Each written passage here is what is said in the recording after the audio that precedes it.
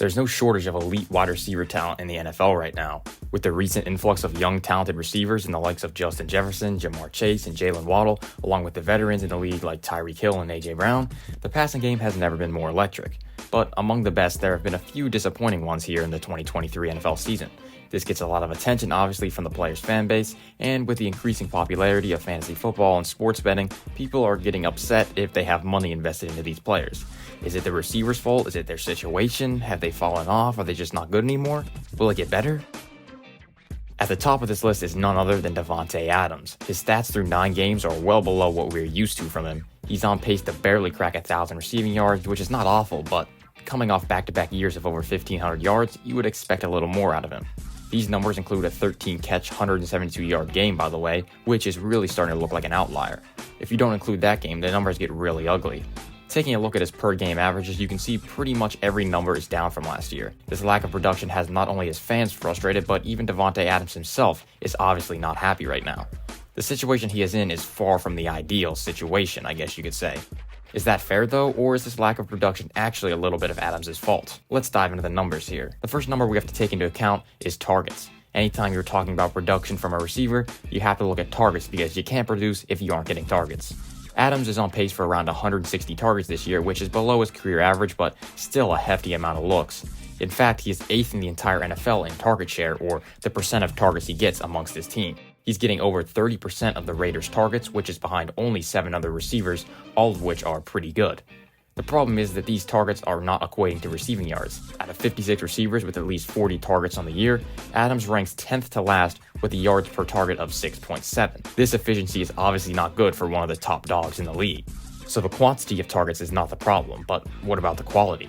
It isn't a secret that the Raiders' quarterback room is pretty bad. They have gone through 3 different quarterbacks due to injuries and poor play. Jimmy Garoppolo, of course, couldn't stop throwing the ball to the other team, and it was subsequently benched for 4th-round rookie Aiden O'Connell. Brian Hoyer also got a shot, which went as well as you could predict. This is not a good recipe for a wide receiver to produce, obviously. With this conglomerate of quarterbacks, let's see how well they have thrown the ball to Davante Adams. A stat we can use to determine this is catchable target percentage, or how many of the targets to Adams were deemed catchable. Now, this isn't the most reliable thing in the world because an uncatchable 60-yard bomb is not the end of the world, while a miss on a 5-yard route over the middle should hold a little more weight. But with this stat, it all counts the same. For the most part, though, it should give us a good idea on the quality of targets Davante is getting here. Adams ranks 39th out of 56 qualified receivers in catchable target percentage. That's not the worst, but Adams' average depth of target is just 10.4 yards. The guys who have a low catchable target percentage are mostly names like George Pickens and DK Metcalf. These guys are going deep a lot more often, and it makes sense that a lot of their targets are uncatchable, considering the deeper the throw, the harder it is to connect. Adams is running shorter routes, which should be easier throws, but the throws just haven't been as good. A low catchable target percentage and a low average depth of target is not a good combination to have if you want production out of a wide receiver. Let's take a look at this graph here that shows the receiver's catchable target percentage versus yards per target. Now, the real reason I brought this up is to find out where Davante Adams falls in this graph. You can divide this chart into 4 different sections. This yellow circle on the top left is where you want to be as a receiver. This means their quarterback is getting them catchable balls and the receiver is getting a lot of yards per target. The receivers in this circle are guys like CeeDee Lamb, Keenan Allen, and Tyreek Hill. They're getting good quality targets and they're taking advantage of it. Now, the circle below that, the blue one, are the guys who tend to stay around the line of scrimmage. They see a lot of easy throws that are completed a lot, but don't get a lot of yards out of them. This group is headlined by guys like Adam Thielen, Tyler Boyd, Jackson Smith and Jigba, and Zay Flowers. These guys are running a lot of short routes and as a result get a lot of catchable passes, but not a lot of yards out of them. Now, these points in the orange circle represent the deep threats of the league. They don't get a lot of catchable balls, but they make a lot of big plays, which will increase their average yards per target. These are guys like DK Metcalf, George Pickens, and Rashid Shaheed. Even the best quarterbacks in the world can't hit 50 to 60-yard throws with 100% accuracy. We've saved the worst for last, though. That is the red circle. This is where Davante Adams falls. These are the guys who aren't running as deep threats most of the time and are seeing a lot of short to intermediate routes. The problem is that their quarterbacks aren't doing a good job in hitting them when they're open. This group is full of guys in similar situations to Adams. 2 of the bigger names in it are Garrett Wilson and Chris Olave. It's not a surprise here to see these 3 grouped together. The quarterbacks are definitely at fault here, but how much of it is on the receiver? One stat we can look at with receivers is their average separation. Now, separation is not a perfect measurement on how good of a route runner the receiver is. There are other factors that go into separation other than the receiver's route running ability, like the types of routes they run. A short in-breaking route should get a lot more separation on average than a receiver running a go route down the field, as defenses prioritize stopping the deep ball over a 5-yard route over the middle. Some receivers don't even need separation if they're good at catching contested balls. The best of the best, like Tyreek Hill, are able to get a lot of separation deep down the field. What we can do to kind of adjust the average separation is to look at it alongside the receiver's average depth of target. This graph clearly shows if the receiver is running shorter routes, they should be getting more separation. If the receiver is above the line, that means they are separating over the average receiver at that average depth of target. Now, where do our three guys fall? Well, Davante Adams and Garrett Wilson are down here, while Chris Olave finds himself all the way up here. Adams and Wilson are separating at a below average rate for their depth of the routes they run.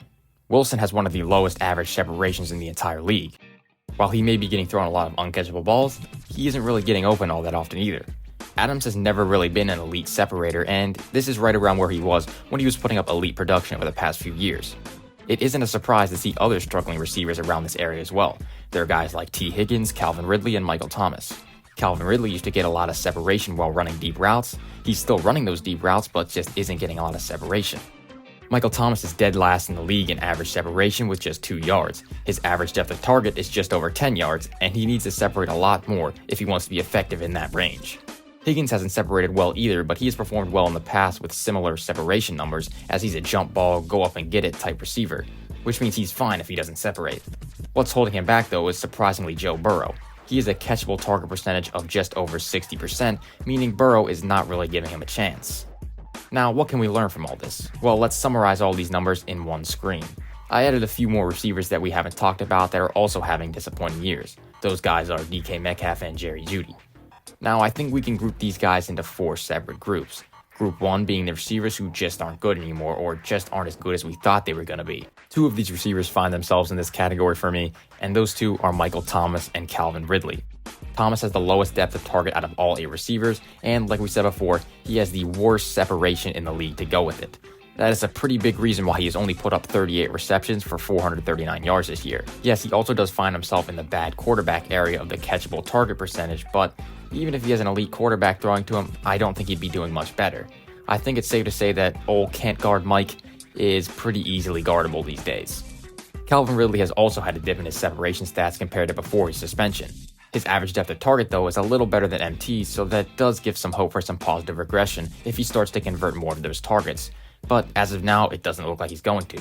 Christian Kirk, his running mate in the Jaguars receiving corps, runs a lot of short routes and gets a ton of separation, which clearly works better in the Jags offense, as he's produced a lot more than Calvin Ridley. Ridley was expected to be the wide receiver 1 in that offense, but clearly he is playing second fiddle to Kirk, and I think it's going to stay that way for as long as they're both on the Jags. The second grouping of these receivers consists of just one player, and that player is Garrett Wilson. Let's give this group a title of a bad quarterback situation, and it doesn't look like it's going to get better, but the receiver is also a little bit at fault. As we discussed before, Wilson has not separated well at all this year. Last year, when he put up an Offensive Rookie of the Year winning season, he separated at a higher rate at around the same depth of target. It is not good to see regression in any statistic in year 2 when guys are supposed to make the biggest jump of their careers. A good quarterback definitely helps his production, but I think a little blame should be put onto Garrett Wilson. And going into the future, I don't think Wilson's going to have a breakout second half, just because the quarterback situation is not going to get better, and as a receiver, he looks a little bit worse than his 2022 self. Now, moving to the third grouping, we have guys that are in a bad situation, but I think they're still pretty talented. They also look like things aren't going to get much better though. In this group, we have Adams and Olave. These 2 are very talented receivers in my eyes. Davante Adams is still Davante Adams. He might have regressed a little bit, but the lack of production is mainly the amount of uncatchable balls he's getting. Aiden O'Connell is probably not going to solve that issue. That goes the same for Chris Olave. Olave is separating at an elite level. He's getting open way down the field. His average depth of target is 13.2, which means he's running intermediate to deep routes. The problem is, only 61% of his targets are catchable. If Derek Carr can dial it in down the stretch, I think we could see Olave explode, but quite frankly, I don't think Carr is making that jump anytime soon at this point in his career. The last category we have is the breakout category. These are the guys that I could very well see breaking out here in the second half of the season. In this group, we have T. Higgins, DK Metcalf, and Jerry Jeudy. Let's start with Jeudy. Now, Jeudy has always been a great separator, and he's still separating at a very good rate. He's also running routes downfield with an average depth of target of 12.5. Russ is doing pretty well and getting him catchable targets at a 70% rate, which is the highest on this list, and is pretty good for the high depth of targets that Jeudy is seeing. Judy's averaging 8.4 yards per target, which is great. That number is right near guys like Stephon Diggs, Amon-Ra St. Brown, and Puka Nacua. So the efficiency is there. The problem is, he's only gotten 40 targets this year. He's producing at an efficient rate, but it's just not getting enough opportunities. I think as the Broncos continue to improve here in the second half of the season, Judy's numbers could be on the rise, especially once he starts getting more targets. Contrary to what Steve Smith Sr. says, I think he has the talent, they just need to throw him the ball. DK Metcalf is in the same situation. He's averaging 9.1 yards per target, which is even more efficient. He's gotten only 50 targets though. His catchable target percentage is pretty low, but that is expected with an average depth of target of over 14 yards. He just needs more targets, which I think could definitely see an increase down the stretch.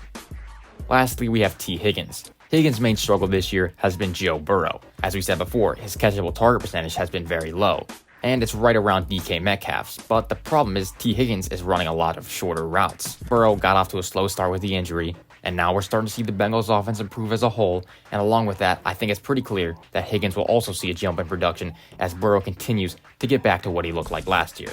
So DK Metcalf, Jerry Jeudy, and T. Higgins I think could be in for a pretty good second half, and I think the numbers suggest that they're due for a little bit of a breakout here. I'm sorry Raiders fans and Davante Adams fans, but I just don't see it happening. If Aiden O'Connell all of a sudden breaks out and starts firing darts, then maybe, but I think both you and I know that's probably not going to happen.